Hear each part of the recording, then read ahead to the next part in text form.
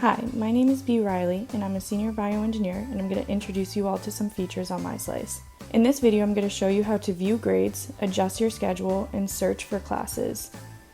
To view your schedule, look on MySlice under Student Services in the Enrollment section. Here you will see View My Class Schedule. This will show you your classes, what room they are in, what time they meet, and who your professor is. To adjust your schedule, you will go to Course Class Search section and click Search for Classes.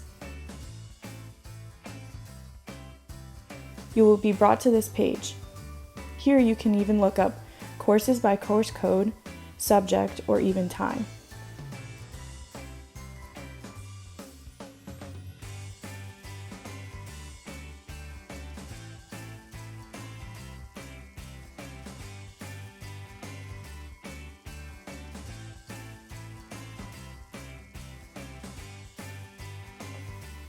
Once you find the course you want to add, select it and it will be added to your shopping cart. Classes with open seats will have a green circle next to them. Once the course is in your shopping cart, you want to click Shopping Cart and add it to your schedule.